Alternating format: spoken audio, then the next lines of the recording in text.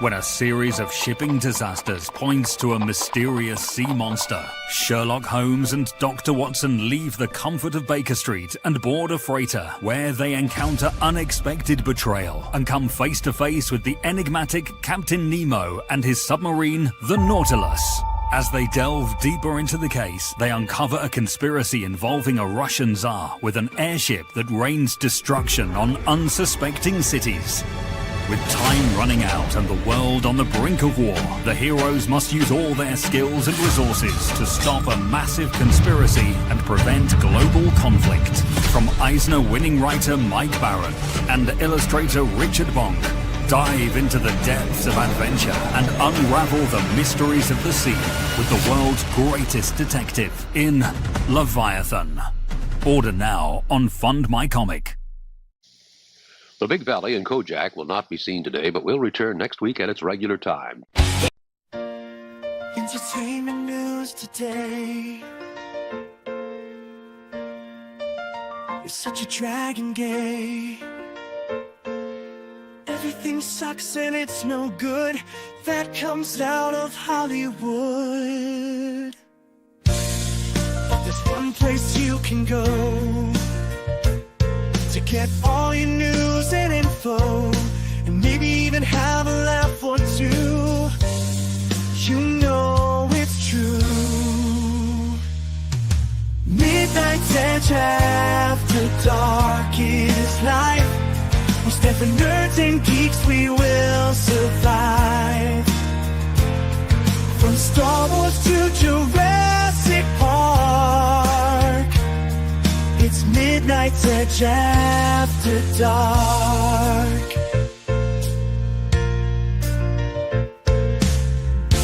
All those bombs and flops, but MEAD never stops.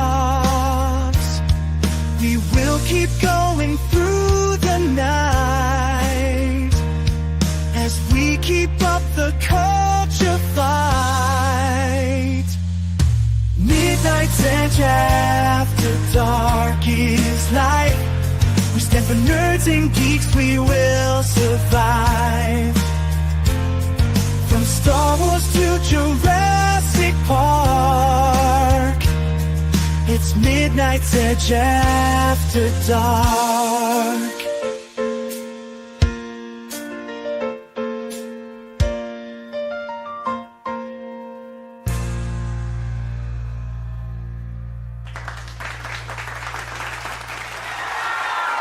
Oh, yeah, it's Thursday night. Hello, hello, hello again. Look at this panel. Look at this panel. Did somebody say blowjob? Yes, they did, Six, somewhere at some point. That was from Sunday. My bad. Hello, Six. How are you doing? I'm doing well. You know, I noticed in your intro that you have Price of Reason on screen along with Captain Marvel. And so I was kind of expecting that he was going to be, you know, putting on a blonde wig and taking over MySpace and, you know, to fully push women out of this space. But how do we know, Six, that he doesn't wear a blonde wig normally? I guess the wokies haven't gotten here yet, so I'm still safe. We're on the final read, and that's what today's all about. But we're glad to have you here, Six. We also have a Canadian with us, Mr. CC Karaoke. How you doing? Doing all right. Glad to be here as always. We have another person pretending to be Canadian, but he's really a Scottish bastard. Well, good 70s evening. rock band. Good evening, and that CC Karaoke guy, he's a complete hoser. He is. Stop trying to pretend you're Hey, Canadian. over here for donuts. Don't listen to him, man. He's a hoser. Weird. And we also have 32 flavors of Nick Weiser. How you doing? Doing pretty good. Happy to be here. How are you, sir? I was taking a drink when you asked, but thank you. I'm doing all right. Thank you. Good to see you, the dudes, the lady, and the chat. Indeed, we have a rare treat having Six here tonight. But we also have a puppet or a yarn stuffed. What the hell would you call yourself, Price? Yard. I don't know. A crochet doll? A crochet doll? Is that what they are? I guess. I don't know. Do you actually own that? Or did I actually do, yeah. I yeah, do he own... runs around at like the Comic Cons and stuff with it. Okay. That's true. He wears it in different places. That's That means one day a you'll whole have to get a different subgenre of Comic Cons. yeah, not quite furry, but Yeah. what would you call it? Fuzzies? Willie. Woolies? The last time I was at a Comic-Con, when I was talking to some of those comic creators, at one point there was somebody, and I didn't remember why people didn't like him. He ruined some comic, and I just said, hey, I wish Yellow Flash was here. He'd probably be able to tell me. And then later I get home, and only like hours after he was there, he posts on his Twitter, hey, like, anybody at Comic-Con want to say hello? And it's like, dude, I wish you would have told me sooner. Interesting. Now, when you ever do meet anybody, now you got to get a life-sized crocheted costume for yourself that looks just like that. I wonder, though, when he went to it, I didn't know, like, do people recognize him, or he's also, like, incognito? Yellow Flash? Yeah. He's usually incognito. Maybe that's why. Usually. It depends. I wonder if he saw me. That would have been funny if he would have seen me, you know. So did he post the invite after he's left the con? That's what I thought. I thought either I only saw it later, but I kind of feel like he only posted it I think it was after later. you had left already, maybe. Okay. Exactly. I feel like I had already left, and then I couldn't say hi to him, even though I don't know how I would have said hi to him anyway. But yeah, he usually wears like a mask that looks just like his Yellow Flash icon. Oh. But yeah, I've never actually seen him in person yet either. So he's been trying to work it out to where, but he lives in. It's like I gotta. We don't live like far away. No, he's not that far away, but he's far enough away where it's a pain in the ass. A little bit farther than you and I are probably away from each other, Nick. Oh, but anyway, without doxing him, is he like Central Time Zone? I'm not trying to like find, hunt him down. He might be like an hour ahead or somewhere in there. Oh, okay. Well, I looked like Darkman at the convention. You are black. I knew it. No, I mean like Confirmed. I like the character Darkman. Never mind.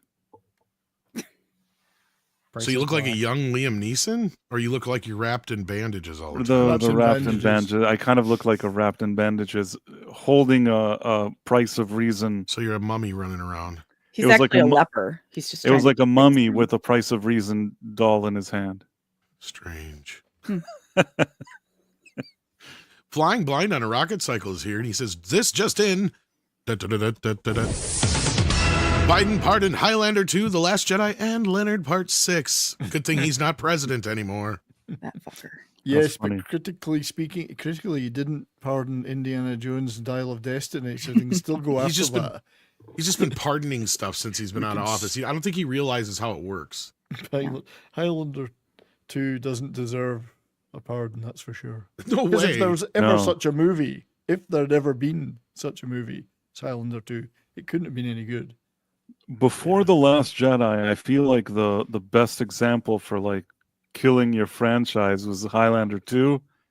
And then afterwards, even that didn't kill Highlander, though. It didn't actually kill it. Yeah, they just made a third one, pretended the second one didn't exist. It's just like, let's do a TV show and pretend this shit doesn't exist in the third one. Yeah. I mean, how can you pardon a movie that was never made? What'd you say? How can you pardon a movie that was never made? I mean, Highlander 2 doesn't exist. I mean, as far as is the continuity is considered, it doesn't. Is it preemptive pardoning? I knew in the Highlander 2, the second that I sat in the theater and then they did that quickening thing at the beginning, I knew it was over. That's what I miss about the 80s and 90s. Back then, it was no like, oh, what are they going to do to get out? No, fuck that. They're like, we fucked up so bad. We're just going to ignore the last one. Didn't happen. Continuity will just pretend it didn't happen. Well, you guys can pretend it didn't happen. We're good. You could wipe out entire seasons of television shows by exactly just waking up in the shower or something. Or yeah, nobody shot JR. How did Ramirez come back to life? Was that the stupid quickening? That's how he got back. That was the problem with the whole thing. So the short version of this story was the investors were all on board for Highlander 2 because it didn't do that well in the US. In fact, it fell flat on its face. But it did very well in the UK. And so there was a bunch of investors that were, and it did very well on video. So there's some investors that were like, well, we'll do a part 2, but we got to have Sean Connery back. Right. And they're like, well, he died. And they're like, we don't care. Figure out how to way to bring him back. Because we're not giving you the money unless we get Sean Connery in this thing. So that's really was the whole motivation behind the whole fucking Xeno thing, was because they had to find a way to bring back Ramirez. So they said, well, what if they're actually aliens from another planet? It was so far-fetched. I can't believe... Zeiss, not Xenu. That's Scientology. I can't believe that somebody in some room sat there with a straight face and said what you just said, that, like, let's make them aliens. It's so stupid. Well, then it doesn't even get any better in the Renegade version, because they just changed aliens to from the future. Well, aliens can be from the future, Tom. Well, it's just stupid. It makes no sense still. It's like, that don't fix anything. Doesn't matter. I think now we're past the point where the movie takes place anyway, because doesn't it take place in like 2015 or 16 or something like that? We're past most science fiction movies now. Also, in a final comment here, the fact that I think there's a train that like runs over a guy's head and then that makes him again useful. Yeah, because all of a sudden that was the other part of it was that was the other thing they got themselves in the corner, was he already won the prize. He already there was won no the other prize. immortals. So they had to find a way to bring immortals back. It was so stupid. It's one of these classic cases where nobody thought of a sequel, and by the time they got to doing it, they simply didn't know what to do. It's just... It's almost like they didn't know what a prequel was at this point. Well, if they would have thought, then they would have done a prequel, but they just didn't, so they didn't. I agree with you. Nothing will ever top Soap Dish. When they bring that character back. Well, his head was cut off. Well, it's stupid because all you had to do is it was built into the movie. You just say that, oh, he thought he won the prize. It wasn't the prize. The Kurgan was just a very strong Highlander. That's why it felt like he won some prize, but he didn't. Prize. Yeah, he just won the second prize. There's another badass Highlander out there. And then how do you bring Ramirez in? The same way you had him in the first movie. Fucking flashbacks! You just show more flashbacks back to Scott. Right. You know what? You're 100% right. Show like some kind of lesson that he taught him that we didn't see in the first one. Duh. It's not that hard to do. How the fuck? It's almost like they did it on purpose. Anyway.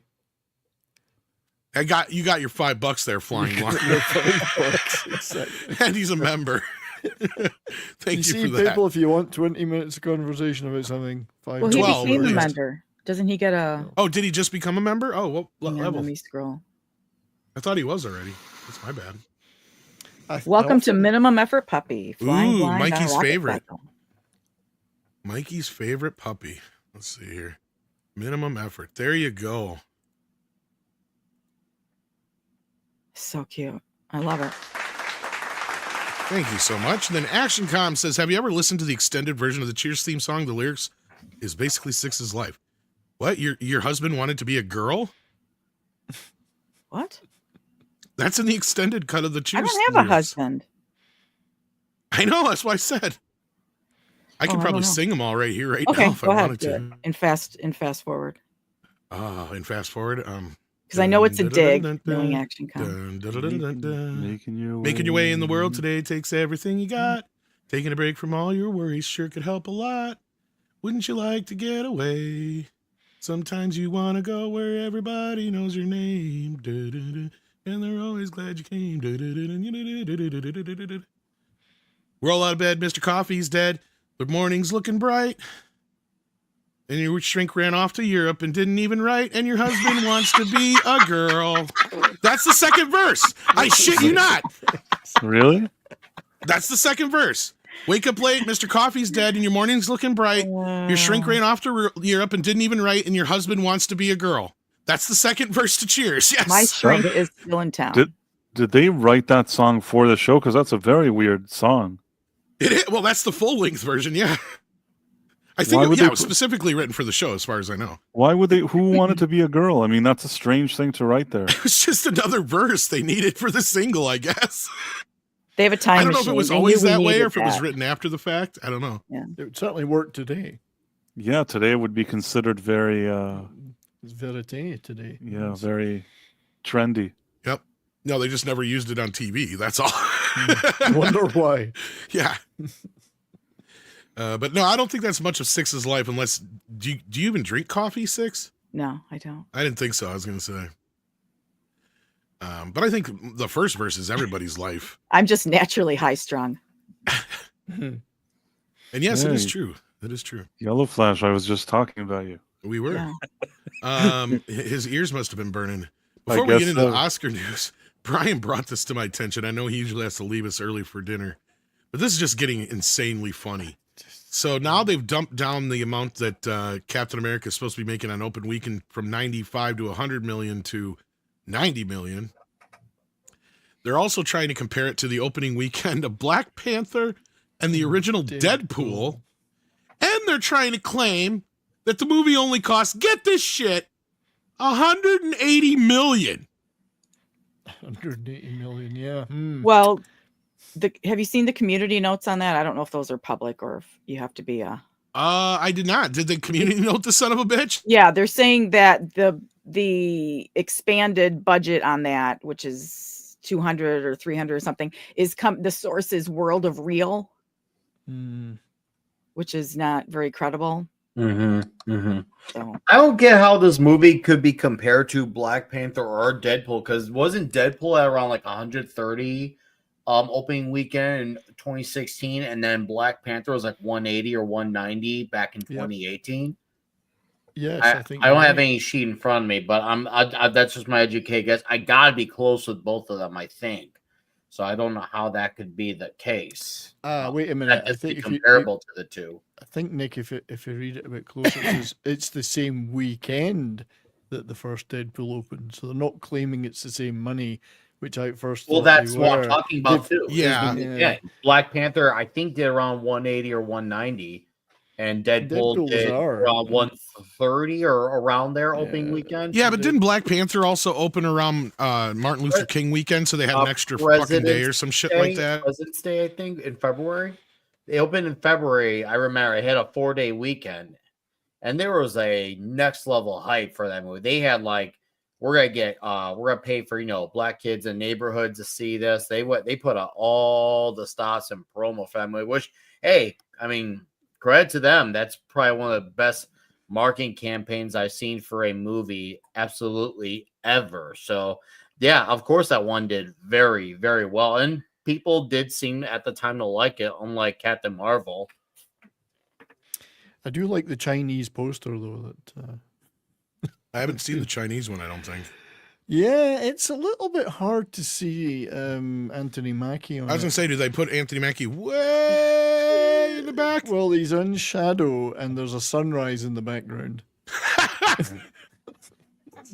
Well, I was going to say, because when they had anticipated that it was going to sell more, was that before they had to put a poster out with, like, were people buying it based on Captain America, and then they saw who's actually Captain America and said, "Oh, who knows? Yeah, never mind, I'm actually racist." I don't think anybody bought any of these, honestly. I don't know. Okay, so I think I got the Chinese poster here. Oh, let's see it. Is it as good as the Black Panther China poster or the Star a Wars Captain America or the Star Wars one where they put Finn all the way? It looks like it was done with AI, so I don't even know if this is the real one. This is it. Yeah. Oh, is it? This is the image they've used for the Chinese poster. And of course, it's just called Captain America 4 there, not Brave New World. That doesn't. That's so, like, the background, it's so soft. That looks like something on a. You know, like. Gotta be careful when we fight. We don't mess up anything, even though there's a burning car there. But the trees gotta look absolutely perfect. I think like that's the background of a Taylor Swift video. Like if Taylor Swift was going to be singing a song, walking down the road, that would be the background. This is totally AI. I can see AI is. Are you sure that's real? Oh well, we all know it's not. It is. There's been. It's. But I mean, is it really the poster? What the fuck is this? Been tweeted quite. It has been tweeted quite a number of times with the Chinese. Right. Yeah, I think it is real. What is that? As far as I know. That is an AI anomaly, kids. And they couldn't even be bothered to like try and fix it afterwards. Yeah, obviously the poster's in a different format in terms of ratio, screen ratio, but those are in the poster, those aircraft or whatever they're meant to be. But yeah, it's they've not obscured that it's Anthony Mackie, but they've made it a little harder to see. I did see the IMAX one. I don't know if you guys saw this one or not. That's what I was going to say, Contra, but I didn't want to get in trouble. It's chemtrails. See, look. You don't even see it. Look at this. This is the IMAX one.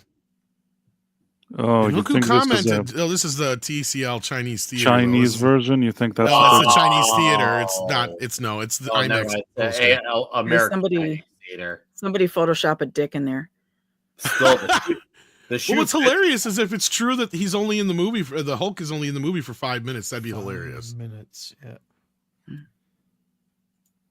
I did see the IMAX one. That's why I thought maybe that was the Chinese one, but no.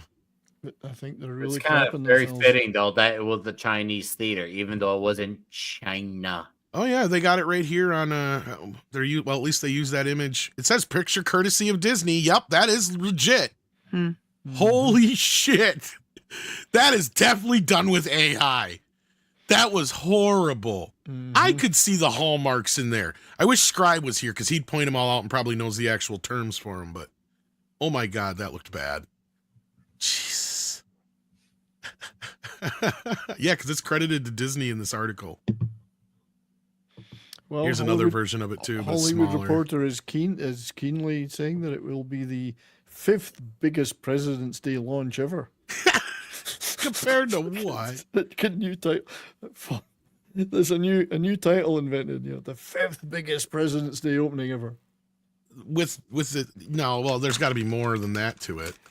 Kind of like how they're saying that Amelia Perez movie we're about to talk about here in a bit has the most nominations for a foreign language film, but it doesn't have the most for any film ever because I think Titanic still holds that. Yeah, it's just it's because there's a Transformer in the lead, and they have to give all the awards to that, especially amidst the Trump election thing. So they got to go all in on the agenda. Well, indeed, we shall see, but I think they're going to be a little bit disappointed, no matter how much they shill for it.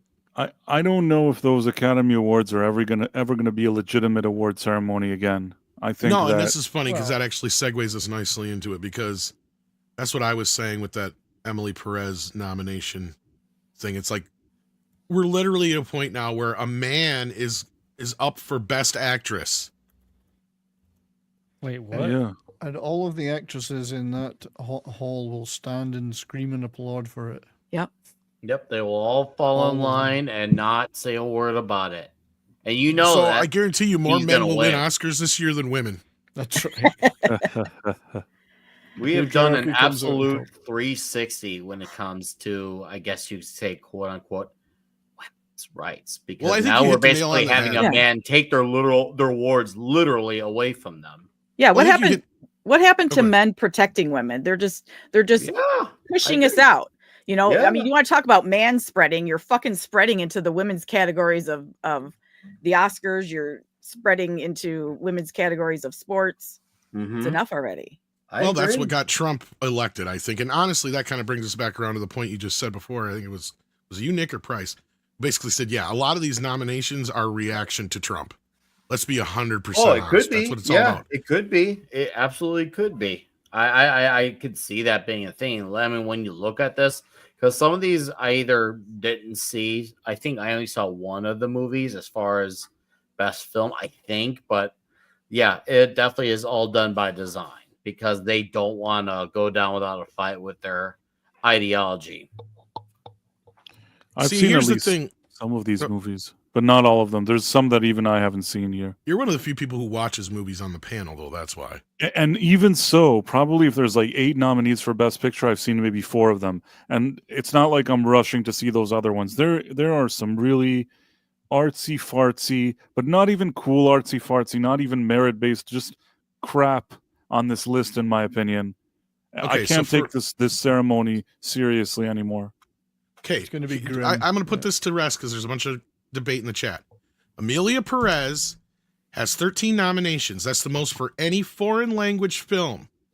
The total number for nominations, there's 3 movies that are tied at 14.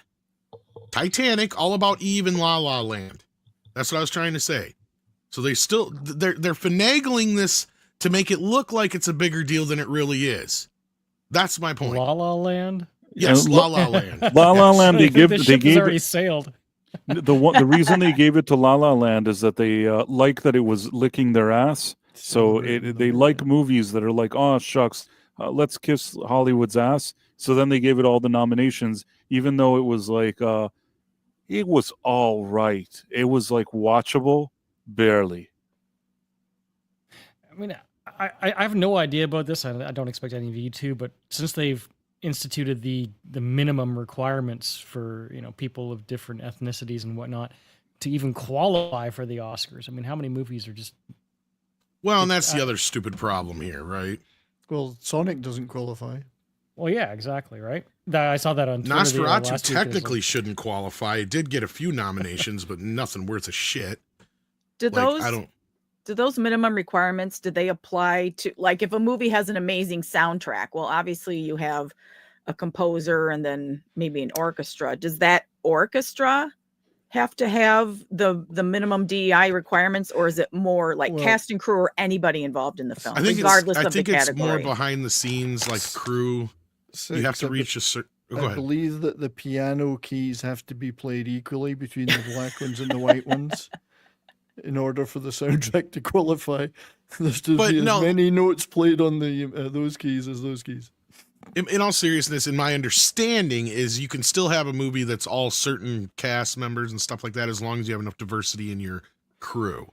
Because this is already going to cause a lot of problems, though, coming down the road. But yeah, so you can't just put a gospel choir in singing the chorus in your closing credit song, unless you show the choir in the film. Do you know what I'm saying? Like, I'm just trying to... maybe if you show the choir in the film, perhaps. But yes, outside of that, I'm not sure that would qualify. Nosferatu must have the most amount of diverse people working behind the camera ever, because on screen there was only white people. So I can only imagine that, like, on set, it must have been like the most diversity that you've ever seen. But let's talk about that for a minute, because that movie got snubbed for every major fucking award. Oh, and we all know why. Obviously, because almost everyone in that movie was white. Well, some of them had mustaches, though. And the movie was too straight, yeah. Yeah, well, yeah. They were straight and they were all white. I mean, how could they give them awards? For me, it's not even the fact that the diversity stuff is in place in the rules, as bad enough as that is. It's the fact that even given that, they picked movies that are absolutely nobody out there is going to give a damn about. Well, that's nothing new. They're not, that's a tale as old as the last 15 years. Ever. How did they possibly expect to attract people back to their product and their theaters when this is what they're going to do? Every year it gets more and more inside baseball. Yes, it's inside baseball. Well, and that's the thing, is it's not so much the snobby bullshit movies, because that has been a problem since the Weinstein days. I've said that, right? Like, yeah. The bigger problem here is the virtue signal movies. Most of these are virtue signal movies. Nobody's ever even watched them, heard of them, seen them. This Emily Perez movie, that's another thing, is a lot of people, even people on their side, people on the trans train, right? Even those people are like, I'm glad she's nominated, but they didn't really deserve it for this movie. That's what everybody's saying. Because this movie, for those who don't know the one we're talking about, Emilia Perez is the movie about the trans gangster or whatever it is, the fucking drug runner out of Colombia. Yeah, he decides he wants to identify as a woman, and Zoe Saldana, who's, I guess, singing, they sing to each other as the person transforms into a transformer. Yeah, so there's a lot of problems with this movie. It sounds like my worst nightmare, to be honest with you, Tom. And it's a musical on top of it all. What'd you say, Six? Is it a foreign film? It's technically a French film, but it does have Zoe Saldana in it. So why, if it's a French film, why does it have so many nominations in an American-based? I mean, isn't that what the best foreign film category is for? That's what I've been saying since the year that Parasite beat Once Upon a Time in Hollywood at the Oscars. I'm like, what the fuck is a foreign film being nominated alongside the regular movies? That defeats the purpose of having a foreign film category. The Oscars have been a mess for years, and this is one of the bigger problems too, because they just want to give it to whatever the biggest virtue signal is, and that's what this whole thing is about. This Emily, because I was trying to find the quote here, but even the actor, I don't give a fuck. I'm going to call him an actor. The actor themselves was even basically sucking their own non-existent dick, right? It was like, I'm trying to find the quote here, but Tell me what it is, and I'll look for it. It was basically about how this nomination was a huge step forward for trans people in so many words and all that kind of shit. It's all about me. Yeah, well, next year all the Best Actress awards will be for trans people. Yeah, That's what they want to normalize the idea that, oh, hey, look, any type of movie can win when you put a foreign movie in, the regular category rather than just have it be in the foreign. It's just to normalize the idea that anything can be anything. Here it is. I found it. Everyone could be everyone type of thing. Nothing. So basically, we have made all these awards. I mean, to me, they are already meaningless, but I feel like they're definitely just kicking up to the next level with their step of meaninglessness. All right. So they said, today is proven that art does not understand hate. No one can question my work, even less the fact that I'm an actress. An actress who deserves to be recognized solely and exclusively for her sublime performance in Amelia Perez.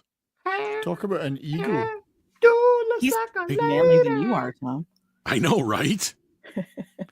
Wow. Manlier than Steven Tyler, speaking of dude looks like a lady. Is there an award for Best Narcissist? Is that what they're... Somebody said that in the comments, actually. Yeah. I think it was. Best Narcissist. I mean, it's tough to out-narcissisticize I had to Hollywood, like Mike's. but this person has out-narcissisted them. There's not such a word, but, Mike ended up memeing himself. and all the actresses in there, some, including some who could have been there's my nominated, will Oh, no, stand that's up not and me. cheer for That's it. Kim. Yes, why don't you replace me? They'll say. I swear somebody said in here about the Narcissist Award. Yeah, because that was funny. I can't find. Pervert says what? Best narcissist. Oh. Well, I don't understand though. I mean, I'm almost half joking when I used to say that you shouldn't have men's and women's sports just to have sport, and then see where we end up. But they shouldn't have best actor, best actress. Why are they still having gendered awards? The Academy. Well, that was the big argument before, and now all of a sudden it's a big deal because it's a man who's trans. Look, I'll say it like fuck. You're a dude playing a chick, playing another chick. Well, I mean, why are they having gendered that. awards in this day and age? In the Academy, they should be ashamed of themselves. It's that way. Anyone can be anyone. Everything is everything. But at the same time, they want to have. It's just one of those ways where they can have all their arguments always. They want no consequences from it, but yet they want all the benefits from their little rules that they change as they go along. I suppose in this case, it's good for like the show of the thing when you're putting it on TV, or you got the audience. Now you could have two big prime awards to give out, right? There are certain things where men and women are like they can play chess against each other. They can. I think it works for curling, the Canadian sport curling. It works pretty well there too. And in acting, I don't really think a man is going to be necessarily better than a woman for acting. Yeah, but if you're putting it on TV and you're trying to sell it for the advertisers and the pomp and circumstance, I'm pretty sure that's let's have lots of really prime awards that get people excited. No one's going to get excited about this stuff. No. There's nothing in there that's going to excite people. We're at least 20 years past that point now. I'm not a huge fan of Titanic as a movie. I did enjoy the boat going down, but it's not even a movie called Titanic. It should be called Jack and Rose. But at least the general public were into it, and therefore they would be into watching the Oscars to see what that movie got. That's a fair point, 70s, because, like you, I think the movie's absolute trash. But once again, I can't deny that there was a audience for it that saw it again and again and again. And we saw the numbers it made. It made, $600 million domestically alone in 1997 when ticket prices were drastically lower. So you can't deny that market. So I can at least see why people would be wanting, for it to win. I can at least see that, too. As much as I hate saying that about a movie that should have been called Jack and Rose, I can see that. I was cheering for the iceberg the whole way. Well, if they want to bring viewers to the Oscars, then they should take the movies that have the highest ticket sales and pit them against each other, and then people could root for them like I guess sports that'd be the teams. People's Choice Awards. I was gonna say then they'll just say that, but like that's why they added that extra movie in the Best Picture for the year that Dark Knight came out, and that was the specific reason because people were griping that all of these movies are movies that nobody's seen, and that's why they don't really give a shit about the Oscars. Because you go back to and I've said this a million times, but because you go back to pre-Weinstein days, and they were like a big roast, right? And most of the movies Yes. people had heard of. was Sure, maybe you fun. hadn't seen all of them, but you at least heard of them, you know. It used to be fun and glamorous and exciting. It wasn't meaningful in any way. We to all anybody's expected lives Annie other Hall to than- beat Star Wars. Of course, Yeah, the of snooty course. movie always won, The right? iceberg Like that's did just win. So, yeah. The Iceberg is the only one who won that year. But all right, so here's the list for the actual Oscars since we never got to it. Honora is up for Best Picture. The Brutalist, Can you put Complete it on, Unknown, huh? Can you put it up on screen? So Oh, I suppose I could. All right. Now that I got ads all over the fucking place. maybe you'll get a sponsor. Joshua Not really. Gonzalez is trying to start a fight. I'm still getting Temu Annie ads, and Hall I is just did better my than ad. Star Wars. Oh, don't even go there. Don't even go there. All right, Complete Unknown. I said that one already. I Conclave. like it though. I like Dune Part 2. How is Dune Part 2 up for Best fucking Picture? But Nosferatu isn't. Well, That's isn't that their because of attempt to that- be cool. Isn't there a You know, Because transgender? Zendaya's in Dune. Yeah, Zendaya's a Always. transgender Power. actress, isn't it? That whole movie's Power about actress. fucking whammon powers. Amelia Perez and I'm Still Here. Why is I'm Still Here even? Nickel Boys, The Substance, and Wicked. Honestly, before Trump did his two genders thing, I figured that Wicked was going to win, regardless of Amelia Perez got in. But now I have a feeling Amelia Perez is going to win. Oh, that's going to win everything. Yeah, but Best at least director. At least Wicked's a recognizable movie, the most normal. Yeah, one. it did very well, especially stateside. It did 400 million alone stateside, and it's still in theaters right now, despite the fact that it's also on streaming for renting or purchasing, and it's still making money. And then we got Sean Baker for Honora, Brady Corbett for The Brutalist, James Mangold for Complete Unknown, Jacques Audiard for Amelia. I just let you out. Go lay down. Amelia Perez. And Don't talk to us like that. yeah, I will if you don't listen. Cara Lee Fargeet as for The Substance, and why Eggers isn't in there again. He's white. Actor in a leading role, Adrian Brody in The Brutalist, Timothy Chalamet in A Complete Unknown, Coleman Domingo in Sing Sing, Ralph Fiennes in Conclave, and Sebastian Stan in The Apprentice. Wow, totally not a Yeah. conflict of interest there. Oh, yeah, that's where I knew it right there. I think he That gets should be 50% of the votes. the deadest giveaway to showing you that this show is absolutely politically motivated. In case somehow you're in a bubble and you somehow think this show is not, let that be, because that movie bombed hard. And I mean huge, bigly bombed. No one talks Yep. about it and hurt his career, and they're trying to find a way to make it save his career. Watch this category because they vote, right? And you have what, five people you can possibly vote for. And if you have maybe like 25% of the voters who are just so in it that they have to vote for Sebastian Stan, you'll probably win. I could, and the saddest part is I could see him winning just because they need to do it out of spite. That's the thing. I could see, even though, like, and it's nothing against Sebastian Stan's, skills as an actor. I'm just looking at it as, if you're going to really judge him by what I guess you could say, what people seem to respond to in terms of like, movie stars, which is almost non-existent nowadays, but people do respond more. And as much as I can't stand him, Timothy Chalamet seems to be someone who does gather a better response. And Ralph Fiennes, I guess to me, I think he's the best actor of the three. I guess if you had to play by meritocracy, I would assume he's probably the best of those three. I mean, Sebastian He Stan actually has talent. Yeah, Just and for a Sebastian start, Stan is fine. He's solid. He's not a bad actor. Like none of the three actually are. But at least I could see with Ralph and even Timothy, there's at least there's at least an audience for those. I was gonna say, if anything, the one who probably deserves it out of this list is probably Timothy, from what I've heard, and I know Price. I think you're the only one on the panel who's seen the film. I've seen but the he does all film, the and singing and everything himself. So here's the thing: he does the singing okay, and he plays music himself and sings, and I respect that. But actually, in the movie, when it comes to playing Bob Dylan, I'm never convinced. I actually, as opposed to most of the critics that keep bowing down to him, I didn't think he was that great portraying Dylan as much as maybe he was good at the singing and playing the instruments. I felt like he didn't have an edge. There's something that always seems very vanilla to me about Timothy Chalamet that I never quite buy him.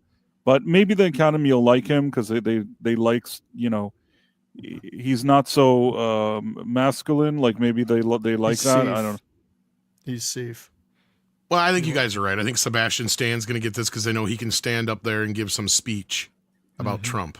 But it's really I don't know. Maybe they're just nominating in order to make sure this is gets the headlines it needs.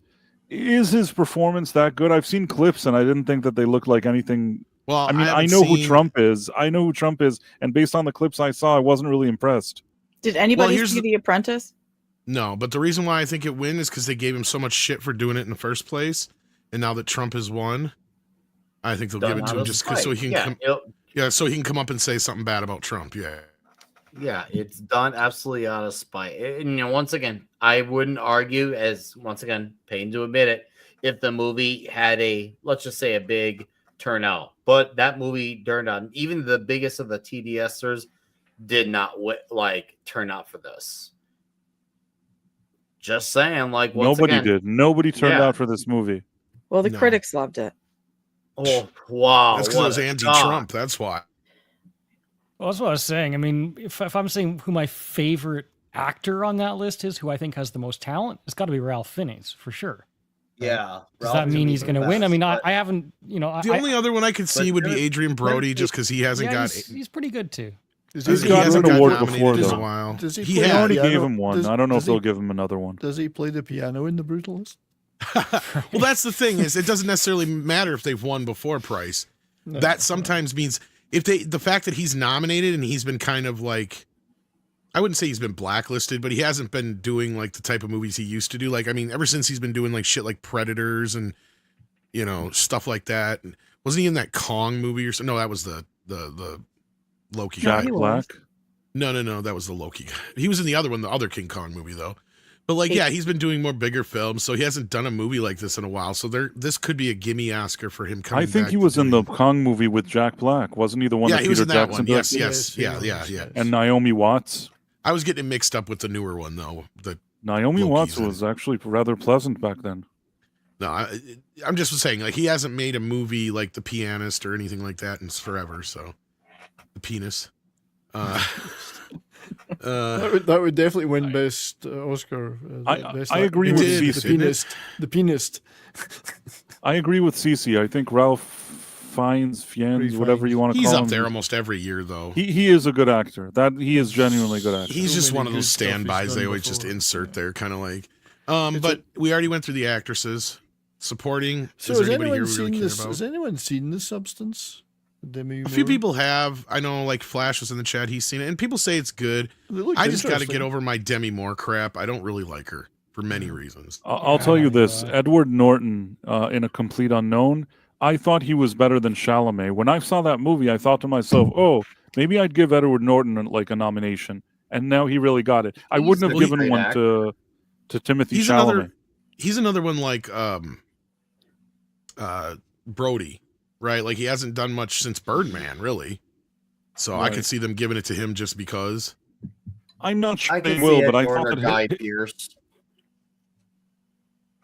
So it's good. Which movie is he talking about? I think The Substance. I think he's talking about The Substance. Substance. It does look I have to semi agree and semi disagree with Flash. The thing is, The Substance. It's a movie that if the movie is 2 hours, the first hour and 40 minutes I think are solid. And if the movie ended there, I would say, you know what? This is a pretty good movie. I think it's well made. It's stylish. It has good performances. I like the cinematography. I like a lot of things about it. But man, those final 20 minutes, they could have ended the movie. They had such a great way to end it. and instead they're just like, let's do 20 minutes of crap. And it's very rare that I watch 20 minutes that just don't need to be there, that annoy me so much that I walk out thinking, man, You know what that reminds me of? What? Get Out. I think this is much worse than that. Oh. I think that this manages to blow Get Out on. I know what you're talking about. Because you know what I mean. Like it has a climax, and then all of a sudden you're, wait a minute, this movie's not done yet, and then it goes into crazy. Yeah, exactly. 70s has to slide out. Unfortunately, I got to slide out. But thank you, Tom. Hold your thought, Price. All right. Thank you, Tom, for allowing me to sneak in yet again. Have a great night, everybody. Bye, Brian. Man. Cheers, everyone. Bye. Anyway, your thoughts. You were saying then about.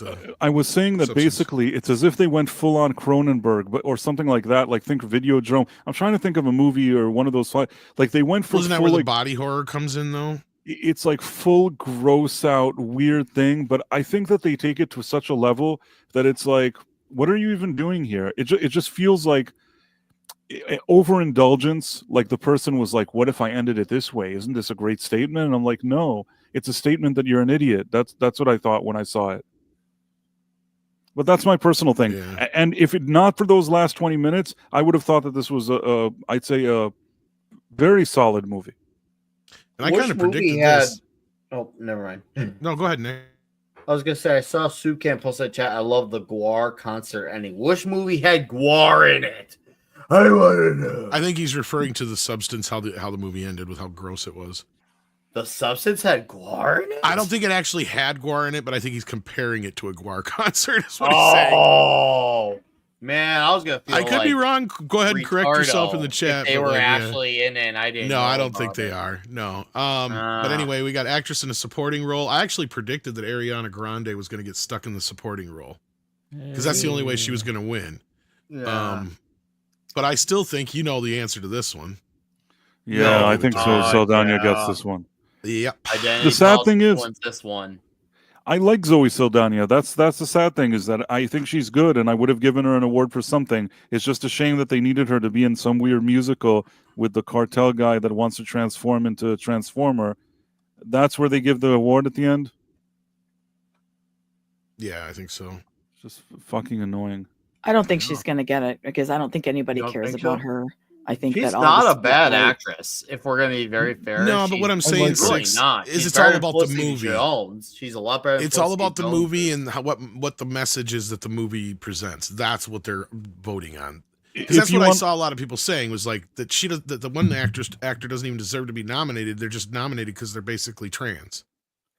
If you want to know my honest opinion, Monica Barbaro in Complete Unknown, I thought she did a really good job. I feel like the actors in those movies, first of all, Edward Norton was the MVP, then Monica Barbaro, only then Timothy Chalamet, in my opinion. If I had to rank the actors' like performance, I thought that they did better than him. I don't know if it'll get him awards, but I actually thought that she was good. Now, what's your lying opinion, Price? And my lying opinion is that I love all of those actors, and the movie He was loves great. and Emily all these- Perez. That's what he loves. I had to ask if you said you had an honest opinion. I need to know which one's the lying one. I'm rooting for Emily Perez. So adapted screenplay, we got Complete Unknown, Conclave, Amelia Perez, Nickel Boys, and Sing Sing. And then we got original screenplay, Honora, Brutalist, A Real Pain, September 5th, and The Substance. We got like animated short film, costume design, Gladiator 2 and Nosferatu got in there. Of course, Wicked's probably going to win that one. Live action short film, you got a few in there. Who cares about those? Makeup and hairstyling. Nosferatu deserves it, but won't get it. It'll probably be Wicked. Original score will probably go to Wicked. At least once again, Wicked has an audience. I could see that going, or Unfortunately. even the Wild Robot, which I love the Wild Robot. I don't see that winning anything, but maybe It will. animated feature film. Maybe when a sequel comes out and it has bigger numbers and bigger following, and the quality hopefully maintains, it might, but it definitely won't do it now. Here's probably the only award Nosferatu will win, but it might get upset by Dune. See, that's what I was gonna say. I normally would agree with you, Tom, but I think Dune's gonna win because it has the right quotas. And I never heard of any of these documentaries or these documentary short films. For editing, well, I think it's funny that most of these movies they picked, except for maybe Emily, I don't know how long half of them are, but I know Wicked's long as hell. You know, And they Tom, made a for 3-hour Sunday, play into a 4-hour movie, so I don't see how that could win for editing. you should do your own award show for Sunday in March. You should do your own award Maybe. show. I think you do a better one. And then we got international feature films. So here's your international films. This is where Amelia Perez, which already is, again, and this is what pisses me off, is the the Academy Awards should be for American movies only, or at least North American films. You know what I'm saying? Since we do work a lot with Canada. Anyway, Hey, that just bothers me. A. I mean, we gotta. Do you we guys got even have cheap- your own Academy cheap Awards, or do you dollar. guys just consider yours ours? Or ours yours? I just consider us to be part of America at this point. I say you guys don't have a specific one, right? Don't you have the Spirit Awards or something? That's independent movies, though, I think. Oh. No, So I nobody think really it's called the cares about Independent Canadian Spirit awards. We have a fraction of your population, and we would collapse without you. So, yeah, Welcome to the I'm totally country. shitting on my own country here, but oh, Canada! I love Canada. You'll be the 51st However- state before you know it. Yeah, you know, Or the our Saturn dollar is so Awards. cheap that you know you Is it the just bring Saturn? all Oh, your that's I thought it was for productions up here sci-fi and- stuff. Is that for TV? I don't know. I thought that was for sci-fi stuff. Anyhow, production design, you got Brutalist, Conclave, Dune Part 2, Nosferatu, Wicked. Wicked will probably win, unfortunately. Now, here's the one I can't believe Nosferatu didn't get nominated for, and people were bitching about Dune, because I agree, the sound mix for Dune was shit. The second one. The first one was good. The second one sucked. It was like unfinished. Somebody said that in the chat, and I agree with them. Why is not Nosferatu on here? It has one of the greatest fucking sound mixes I've ever heard. It's just to piss you off. I'd like the Wild Robot to win, but I don't think it's gonna happen because Dune. Oh man, I'll tell you, I watched that for the third time again the other day. Dune 2? Nosferatu. Oh, Nosferatu. Nosferatu. I can't wait for that to own that, dude. I cannot wait. It's so Oh, I good. love well, I was talking about the soundtrack because like the part where he's like talking to Nicholas Holt's character, and Nicholas Holt's like, I'm not feeling well, I should leave, and he's like, you should not travel in poor health. It is a bad omen. You will stay here tonight. And he's walking away, and as he's walking away, his voice just travels through the Dolby Atmos like he's walking through you. It's like, how can this movie not get best sound? I think the thing with sound and sound mixing is that most people involved with this process with the Oscars have no fucking clue. So you get a movie like Dune Part 2, and it's like, oh, this is a big blockbuster. It's obviously got soundscape. It's gotta qualify. This is awesome. They have no idea if it's good or not. They just assume it is, so they put it in there, right? It's and probably a lot of people voting probably don't have a clue either. You know, they don't have a clue that there's like 80 or 90 stems on you. Like, they have, so you know, I at this point I just, yeah, okay, fine, you know. And if Yeah, it I wins, just can't it'd be like, understand yeah, it how- doesn't matter that it should. People just think it does. In visual effects, we got Alien Romulus, Better Man. They're lucky this fucking movie got nominated. They're so. That's a I've been monkey fighting. movie?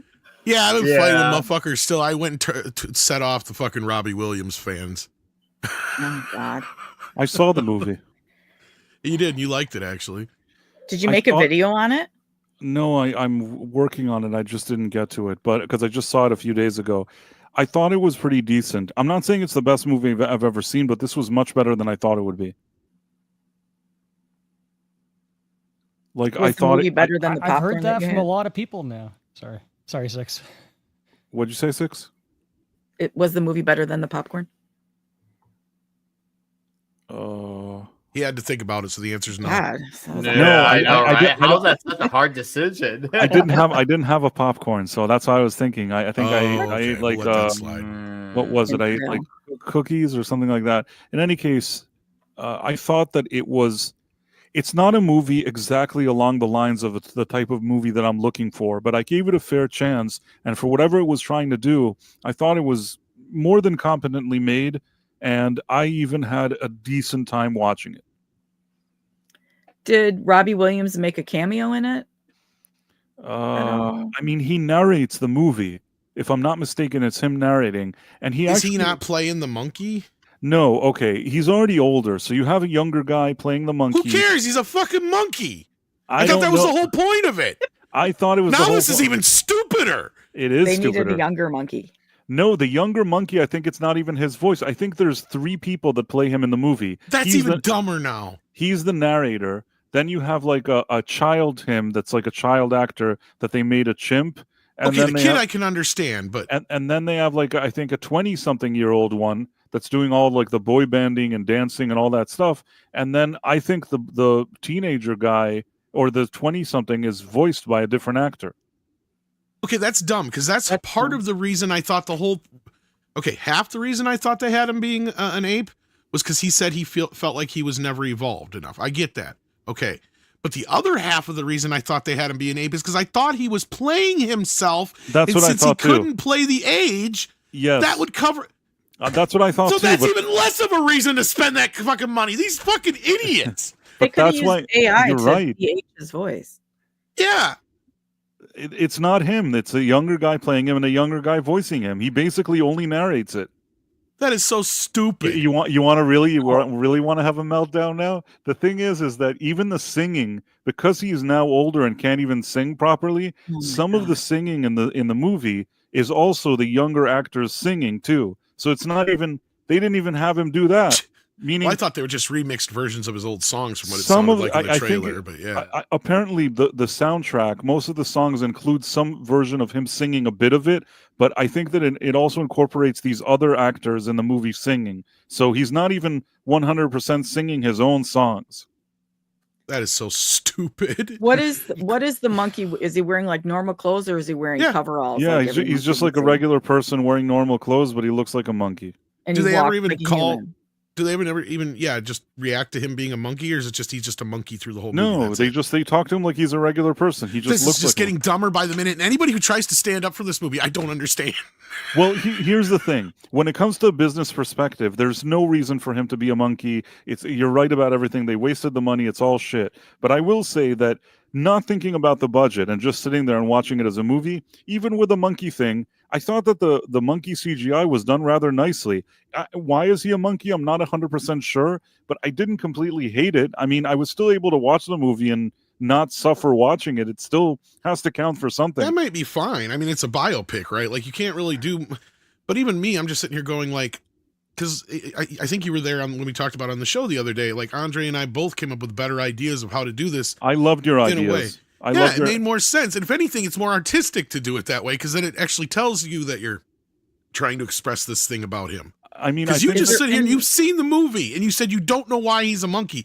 I just told you why he's a monkey. I understand, but I'm saying that I know, but didn't- yeah. I guess what I'm saying is I didn't ask for him to be a monkey, but you know what? I'm not the guy that does the accounting on this movie. As some guy sitting in the audience, I thought that the monkey thing was fine, and it was actually the visual effects were done pretty well. I wouldn't have spent that if I'm producing the movie. I wouldn't have spent it on it, but I didn't suffer as a viewer watching it.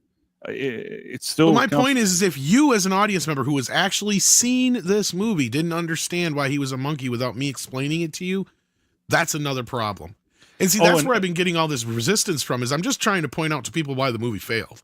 Well, And they people don't in the like chat that. here are saying that some of the mocap maybe was done by Robbie Williams. Maybe it's true, but I actually think that the young actor and the other actor played a big role in the mocapping, very much a big role. It's not what you're thinking, and that I thought too, that they needed him for everything. That basically he looks like he's 50 now, so he can't look like he's 20. So they had to do it this way, but that's not what it is. Does that he would kiss actually make anyone in this sense. movie? What'd you say? Does he kiss anyone in this movie? I think that there's like a lady that's sort of his girlfriend. I'm trying to think if they actually show them kissing. I don't Because really this know. is, That's I think gross. that's him, isn't it? Doing the part for the movie right there. I think that's him. Because when I looked it up for Google, I didn't use this picture, but Maybe need it for I my don't video. know. I'm not 100% sure, to tell you the truth. I Maybe think that Maybe, but I'm telling you, even if it's him, he didn't do all of it. I'm telling you that he didn't do all of it. Well, that's just silly. In the end. It could be that they just had him do enough, so in the marketing they can give you this impression. But if I understood correctly, a lot of it was not him. It's not a real monkey either. That's the problem. A real monkey would have been cheaper. They should have just brought a real monkey. Yeah, it'll throw shit around method too. actors then. Yeah. Well, it sounds like he's acting like an ape either way. So what's the difference? Anyhow, Kingdom of the Planet of the Apes is up for the same thing. So yeah. Although I think this time it was not Weta who did the Planet of the Apes movie. If I'm not mistaken. It was Weta did the Better Man one. Yeah, they did the Better Man one. Yeah. So anyhow, that's the basic Academy Awards. Let's see what you guys are talking about in the chat. We got Soul Nightmare saying THR said the Cap 4 budget was only 180 million. How? Well, I think they're just reporting the reported budget. Is I think what we had established. Initial reported budget. So yeah, that's obviously it's leaving out a lot of important details.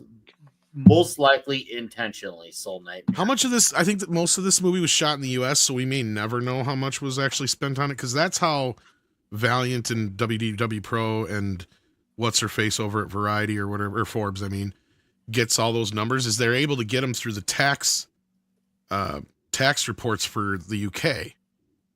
So if they shot this movie entirely in the U.S. and Canada, they probably can't get that info. But I mean, I don't care what anybody says. If you try to tell me that this movie cost less than $300 million to make because of all the reshoots, I'd call you a fucking liar, loud and clear. Because that's bullshit. They shot it one time, maybe, but it's like they redid the movie several times. Exactly. And there's no way you're getting any kind of incentives, and that's the other thing that people are trying to come at me with the Better Man thing is like, oh, they got all these tax incentives. Like, that's not going to pay their fucking investors back. Like, so they got that was in the upfront for the money that they spent. That has nothing to do with what they have to make at the end of the day on the box office return on this thing. And as we all know with this Cap 4 thing, yeah, it's going to be a big old tax write-off or something because they spent at least 300, 330, 350. I mean, I had been hearing some rumors from people that it was up there in the Flash range, which the Flash is reportedly probably the most expensive movie ever made at this point, so. Because I think that's budget ballooned up to like 400 some, almost $500 million. Well, that's what I was thinking is more realistic. Yeah. I wouldn't be surprised. Joe's Atmosphere says, want to see Brutalist? They snubbed Eggers. Shaking my head. I agree. And I've been hearing a lot about the Brutalist. I might have to check that one out. Flying Blind on a Rocket. Too. Yeah.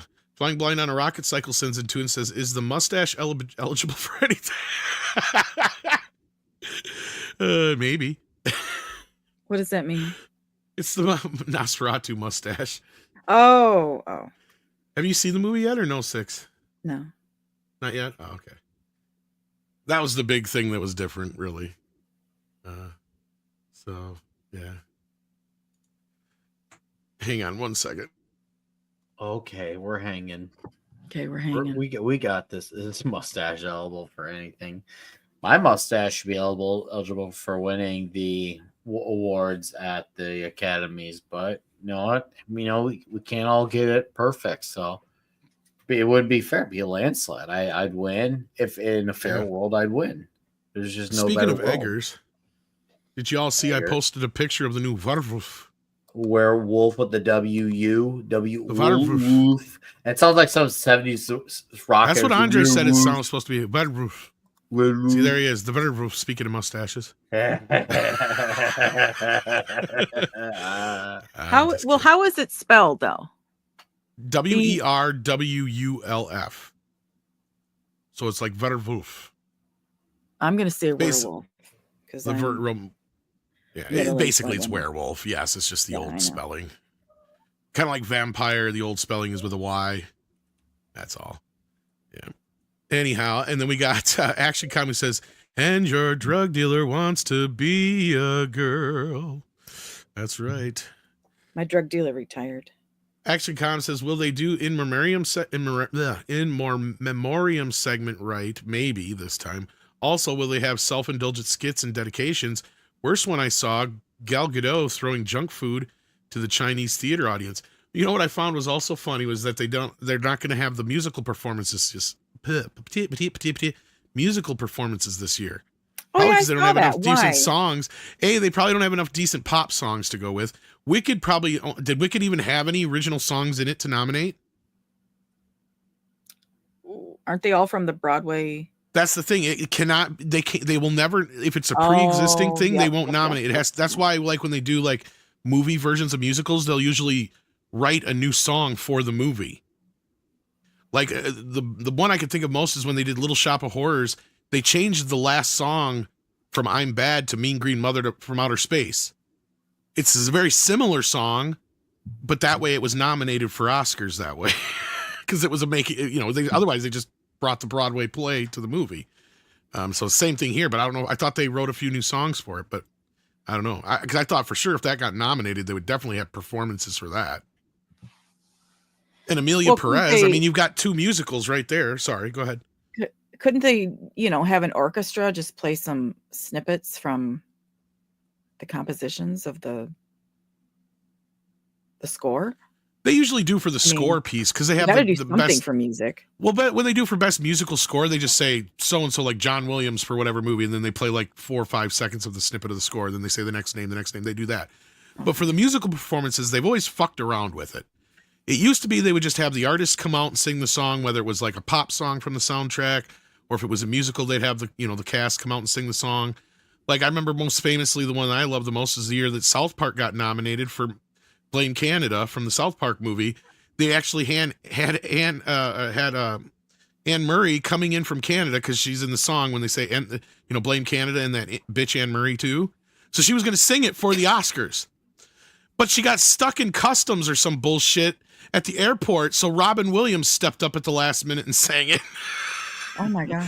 Wow. Yeah, so they've done them before. And then there was the one year where they had them on this kaleidoscope thing where they literally sang like a minute of each one of the songs because everybody complains that it's the songs that make the show go long. It's like, no, it's your pretentious fucking gas-filled speeches that make the fucking show go long and your bullshit interstitial shit in between giving yourselves pats on the back that make the show go fucking long. When you've got fucking 20 segments about like cinematography and how fucking diverse movies are, yeah. It's when the winner is announced and then they have to hug everyone around them and then they have to gather up their dress and make it up the stairs without tripping sometimes. Well, then the problem with that is it is, and then they try to treat the smaller awards as important as they do the bigger awards, and it just doesn't work because then the audience doesn't want to sit there for 20 minutes and listen to some guy who worked, on the fucking special effects gab on for 20 minutes because they don't even know the guy. They're there to see the stars. That's the whole point. But like that's the thing is the Oscars are a joke. This whole Amelia Perez thing is bringing it to a complete fucking head as far as I'm concerned. I know they already are a joke, but I mean to me this is like the final nail in the coffin.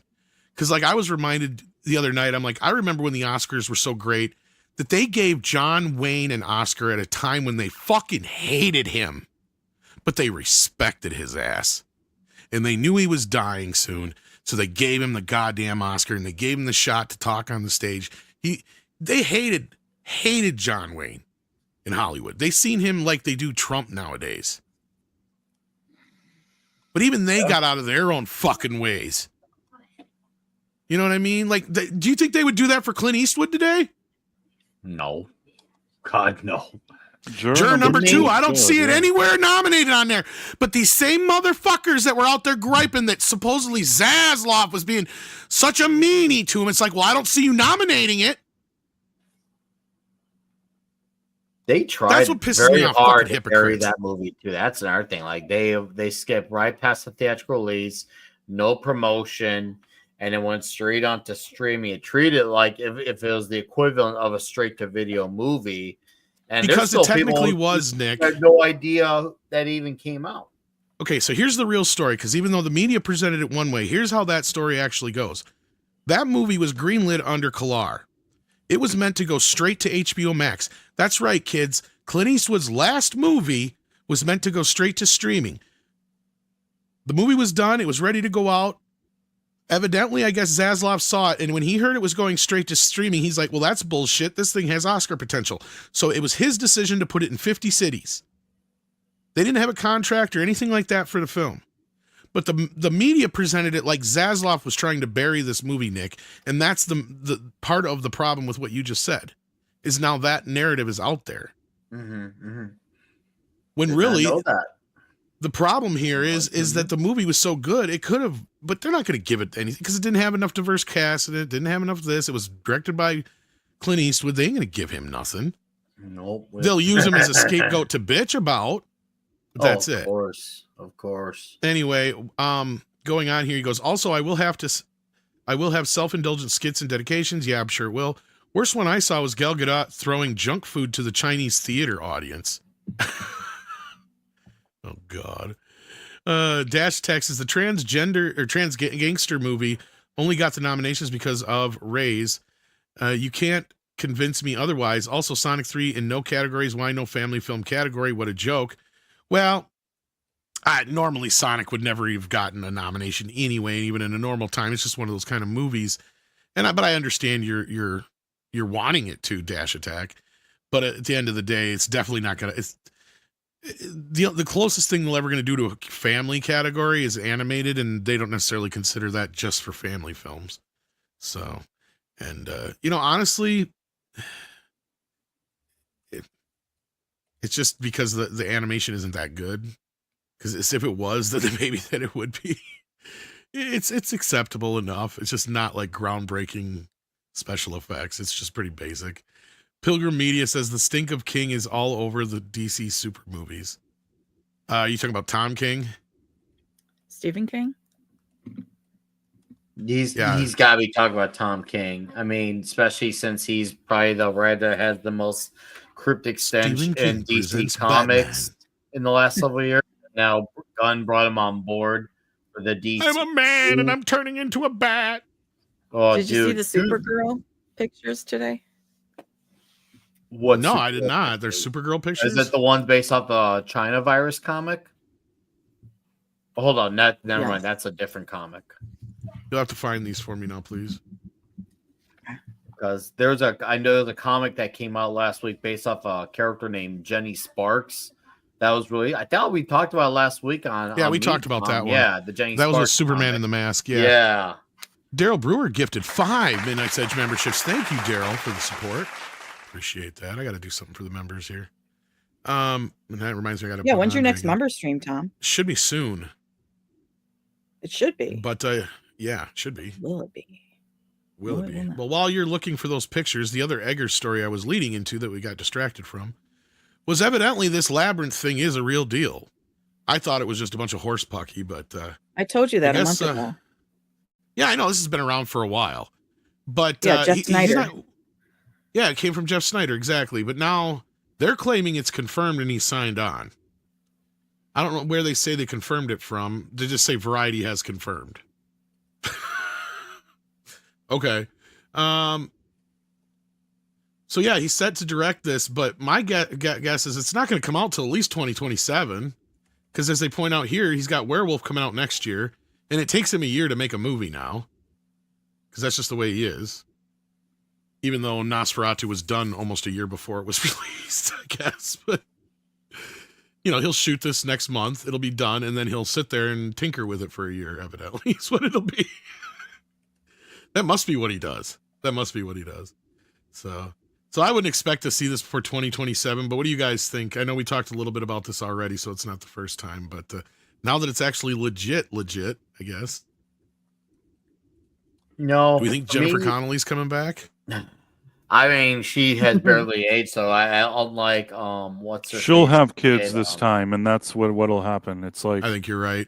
They'll have her kids, and she'll be like, "Oh, when I was a kid, I saw David Bowie." But you don't even have David Bowie, and that's a bummer. There was some people thinking that they're going to have AI Willem Bowie. Dafoe. That'll suck. Oh no, they're saying that they might have Willem Dafoe step into the Goblin King role. He would probably be good. That. Yeah. Especially being older now, maybe. Maybe you could do are it. they that could work. Are they going to use puppets, or is it going to be some shitty CGI The Henson Company crap? is involved, from my understanding, so that part, because they own the rights, so. But that makes me wonder if it'll be a musical now, that if they don't have Bowie involved, but. Because, I don't hate the idea of Willem Dafoe taking over the Goblin King role, if you have him being, You know, like she took away all his powers and he's been just kind of like sitting in this dark cave for all these years waiting for his moment to, you know, strike again. And like you said, her daughter or something like that is acting a lot like she was, and you just kind of spin it into something like that. Yeah, I can see that. Will it be as creepy as the first time out, though? It's like people forget that the movie was David Bowie, a 40-something-year-old David Bowie hitting on a 16-year-old. Hey, he was David Bowie. The whole movie's about her sexual awakening. It is. It really is. He was David Bowie if the ladies liked him. I always thought he was a little strange. On the Skittles train. What was he? On the Skittles. Oh, he's train. always been on the. Oh, he's always been openly like bi-ish. Yeah, but I mean that made him unattractive to me. Oh, okay, gotcha. See, he made him mysterious and dangerous to most girls back then. Yeah, that's why I'm not attracted. The ladies liked him. The ladies liked him, I think. And this is one of the only 80s. times he actually didn't have his contact in, and I didn't know this until like a couple of years back. I never noticed it until I saw it on either Blu-ray or 4K. What I'm did like, he holy not shit! have? David Bowie has 2 different colored eyes. Right. I did not know that because he always wore a contact in the one eye for all of his other movies and other performances and stuff like that, except for when he was Ziggy Stardust, I guess. And I noticed it when I watched it, and my girlfriend at times like, yeah, he's always had 2 different color eyes. I'm Yeah, like, what? yeah, he's always had. I did not know that. And I didn't know he did it for this movie to like, it was the first time I ever noticed it. I never noticed it on DVD or anything like that before. Yeah, that's part of the reason the ladies liked him, because he had the different colored eyes. I think that's creepy. One blue, one brown, yep. He was a creepy motherfucker. He's perfect in the role. Like when I hear about different color eyes, I think of dogs because that's more common. And I've seen cats that have that David Bowie look. Whoa. It's not creepy in animals, though, just in people. I don't know, but it's unique. Unique. Now if I had a cat or dog with multicolored eyes, I'd probably call him Ziggy. I mean, it's not. I'm not going to do something to change the way my eyes are, but if you were born with one like that and one like that, it sounds kind of cool. Warlock in the chat said he got an eye injury as a child. You know, that actually, I believe. I know someone who that actually happened to. I think that's true, yeah. Where they got an injury. Discolored his eye, yeah. And for, he had to actually get a new eye put in and end up being a different color. It was one of those things I didn't notice until someone's like, hey, you notice he has 2 different colors. I was like, oh, crud. No, I did. So I didn't even know eye transplants worked. That. What? That can't be real. That's like a movie. So anyway, here's our first look at Supergirl, the back of her anyway. Mm-hmm. And they released the logo, but I didn't look for that. It's not much different than the Superman one, just blue and red, basically. This is actually the Kingdom Come Superman logo, basically. Yeah, it's basically, which is fine. I get that. I don't hate this actress as a choice, but I haven't seen her in anything. I know she was in the Millie Alcock. She was in the Game of Thrones spinoff. I don't have complaints with the S. I mean, to me, even though it's not my ideal S, I do appreciate the consistency that, okay, hey, her and Superman have the same S because it's in the same continuity. Okay, hey, points there. Awesome. But this is based off a Tom King story, and I don't care what the revisionist history types like to play. This comic was not this big roaring success that they hyped. I don't even know if they're really basing it that much on the comic, dude, because he doesn't even get credits. Well, they're calling it Woman of Tomorrow, which is that's based off the comic they wrote. He's getting a writing credit. No, he's just getting a story by, not a writing credit. There's a difference there. A little bit. Story credit. Okay. Regardless, he's clearly has a creative say. He's on board. I think they're just crediting him because they're using the name and maybe a few elements from the movie. But from what I'm gathering from this is going to be her against Lobo until a certain point. This is probably going to be like before she's even on Earth. Mm-hmm. And this will probably be her story of how she got to Earth, I bet. Which is fine. It's not a bad story you could do. I mean, I actually think Supergirl as a character on her own merits is pretty cool. Actually, I do have. I bet you she'll team up with Lobo by the end of the movie, though, against some other force. Is my point. Yeah, I mean, we'll see. Yeah, Lobo's going to be in it, guys. Yeah, this has been confirmed. Man, that's more optimistic than I am about it. Here's the thing. Even if I took Tom King out of the picture and he had no involvement in this movie, they still need Superman to do good. And I mean do very good before they get like this going. That's the part I don't understand is you need to make sure Superman can fly before Supergirl can even walk. And well, if Superman fails, this will be the last one. So they're just like, oh, we're just gonna get this going anyway. Like either they're really confident or they just are that desperate to get this universe going, which maybe both are true, but guys, kind of both. Do I this think. one at a time, right? Nate, now make Superman work before you try to do everything else. And yes, Jason Momoa will be playing Lobo. Tim, that is correct. And that's why, because I asked you, is Lobo even in that comic? That's why I asked. Because if he's not, then Tom King wanted to use him for the book, from what I've heard. So he ended up not being available at the time, because that's something that Tom King does a lot of the times. Is he writes his stories out, and then he basically asks which characters are available that I can use, and that's what he then throws in his characters. So people in the chat sees that there's a few people who know who Tom King is. That's how a lot of his stories turn out, is because that's literally how he does it for a lot. Not all of them, but look for interviews on his Heroes in Crisis story. He literally had the entire story written out. He then went to DC and said, hey, what characters are available? So if you're wondering why are these characters acting weird or out of character, that's exactly why, because Tom already had the story written out. The characters are all becoming Tom King. Tom King's not becoming any of the characters. And here's where I'm saying is, like, I don't know how much of his story they're actually using, because you got to remember, even when they use certain designs, titles, things like that, they give the original artist and writer credit over at DC. They're not like Marvel. And that's why Ethan Van Sciver always gets a nice check whenever they do anything that even remotely resembles something he did or anything like that, because that's how good they are about that over there. And that's why I think Tom King's name's being, I could be completely wrong, but I'm willing to bet at the end of the day, this movie ends up being less like the actual comic book than you think it will be. It'll probably just be her costume looks like it does in the comic book. Maybe the title is the same. Maybe one or two elements story-wise are the same. But if you're not going to bring Jason Momoa in as Lobo and not have it be basically like this, first of all, he's like chasing her or whatever like doing his thing, and then they end up working together at the end. That's so obvious, right? Like you wouldn't bring him in just for a cameo either. Right. Like this has been something they've been building up to.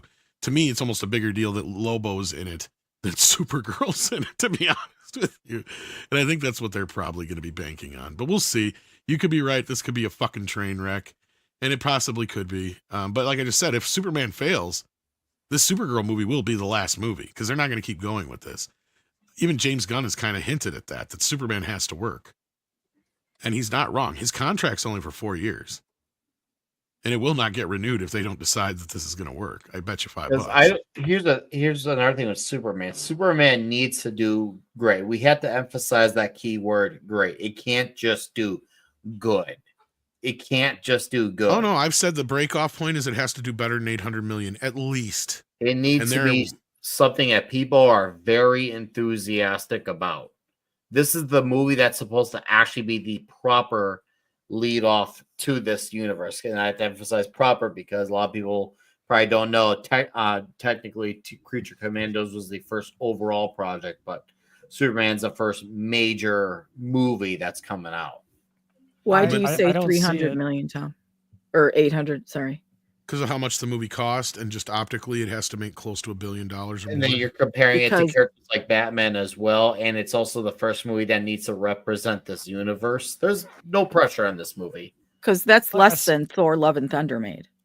Well, Superman's historically been not only a historically much bigger character than Thor, as much as I love Thor, but he should be doing gangbusters over Thor. He should. Yeah, I agree. And I'm not saying that as a preference towards a character over another character. I'm just saying, historically speaking, Superman is one of the most, not just iconic comic book characters of all time, but American fictional characters of all time. He should be putting Thor to shame in an ideal world. But we have this world where people don't like to write stories that are like Superman, because, as I say 100 times over, Superman is what we should be inspired to be like instead of him Mhm. inspired to be like us. But the writers have this absolute obsession where they want it the other way around, where they want Superman to be like them. You were going to say something, Right. CC? No, I mean, I agree with you, Nick. It's just like for me, Superman Returns was like that was my last Jedi.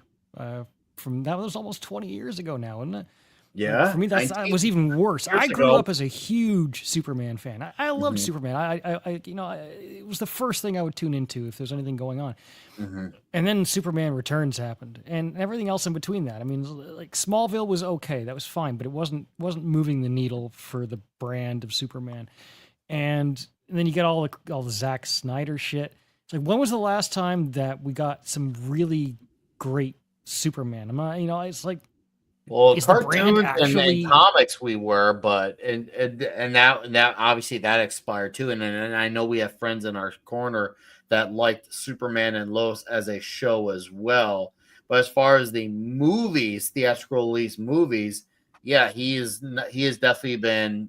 All they want is to give him the Batman treatment, Batman with powers.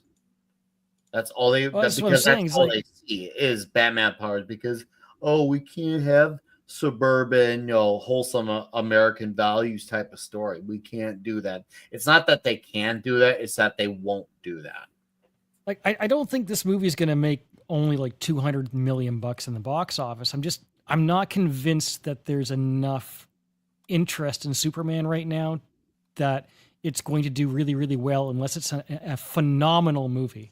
Unless it's so phenomenal that it just gets people talking about how incredible it is and how everyone it just goes viral in that sense. If it's just a good movie, if it's like a 7 out of 10, I don't know. I would be surprised if it did more than 500-600 million. Maybe I'm way off on this, but I just don't see it being an automatic win unless it's really, Being really good. 7 out of 10, yeah, it'll probably end up being 5 or 600 million. This is why this movie at the minimum needs to be at least, and this is not just my opinion, but I guess you could say as a collective audience as a whole, I guess you could say the average thought score, whatever, be around 8 out of 10 because you need to get people really enthusiastic. Right now, this needs to be the Iron Man of the DCU movies. This needs to be the one that really hits the ground running. And there's already like things going against it. We're seeing a lot more red flags with this being the movie where it looks like it's the Superman and Friends movie. That to me is a huge one. And I don't even hate the trailer. There's things about it I like. There's things I like, but there's things that I have a concern. But Supergirl definitely still seems like the bigger concern, especially when they're trying to emphasize on this universe when they don't have their foundation laid out yet. Well, it's coming along at the perfect time. There's a hunger for what Superman stands for right now. But if it's just another, if it's just another ensemble movie that's kind of unfocused, and Supergirl's fine, but it's not going to be the one that stands on its own unless people are actually going from one movie to the next.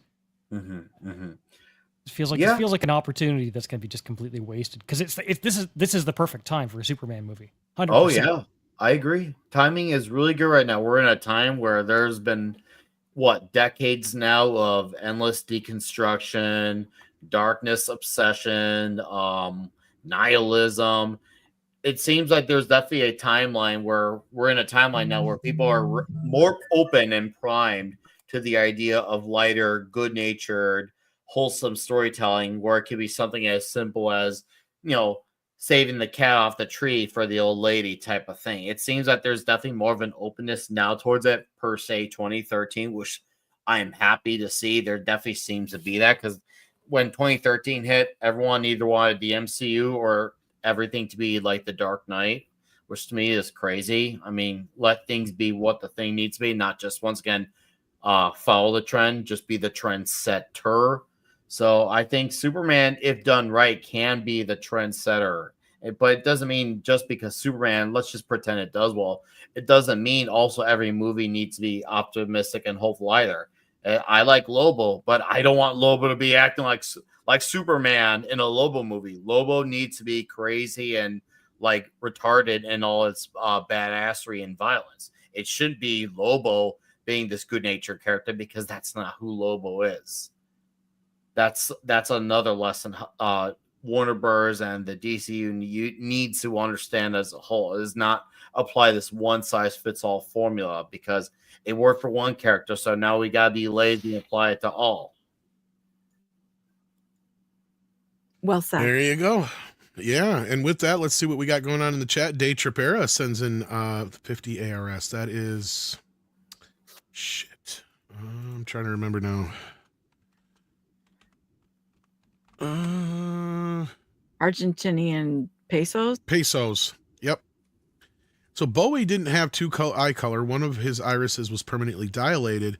That's why it looked like one. Oh, okay. Like one eye was darker. I did not know that. See, learn something new every day. Yeah, you never know. It's always something, though.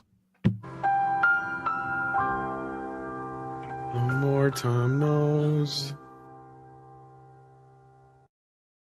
That's right. Nosferatu scores a 4 Academy Award nominations. Yes, not enough, Jason Webster. It deserved all the nominations. Fuck them and their stupid trans movie. Fuck them. This is the year that Oscar officially dies. Fuck them hard and long. Yeah, in their stupid ass, but they'd like that. SFX F314 Sabertooth Raptor sets it 5. It says, I hated Labyrinth movie.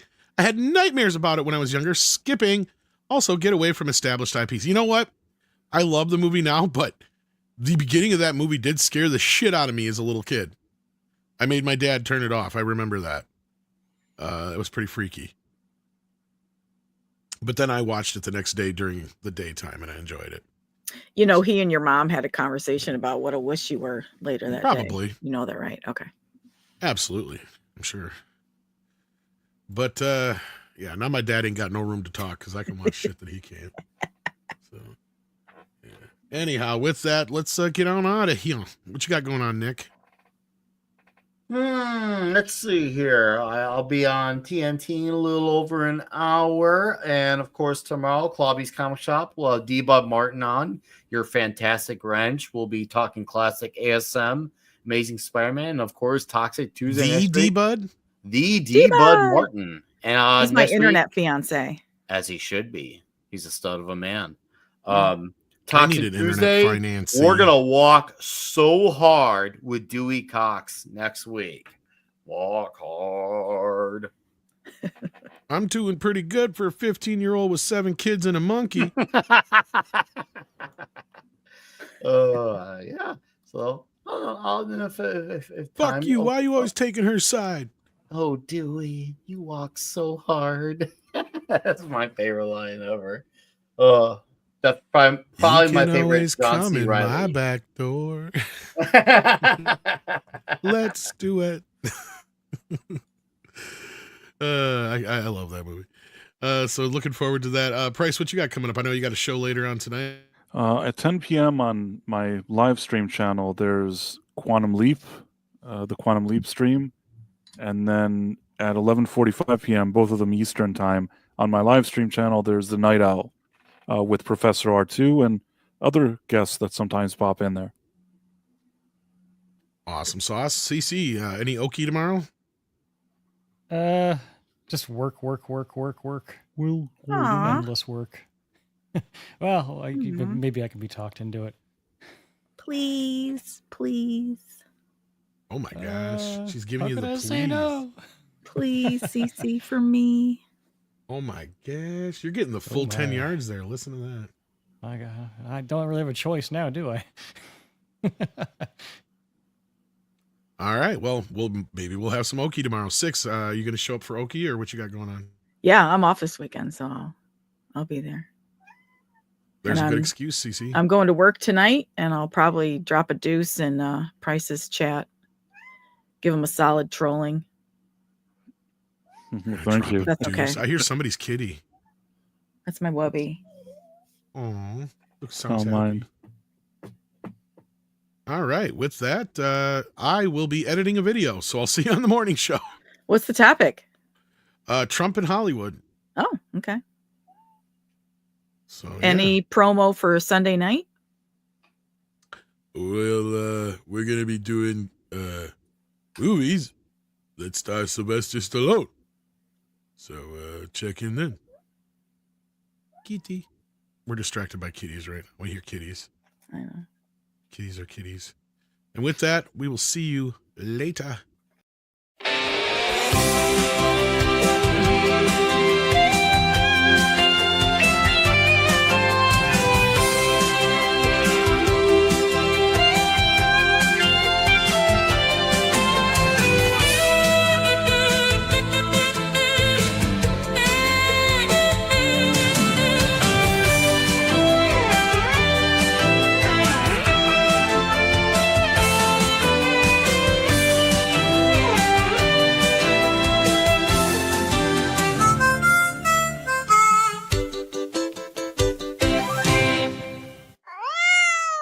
Cute kitty. Available now for the first time ever on DVD from Midnight's Edge After Dark Productions. It's My Two Dads, the complete first season starring Mexican Iron Man Tom Connors and Culture Casino. Available now for $19.99 while supplies last.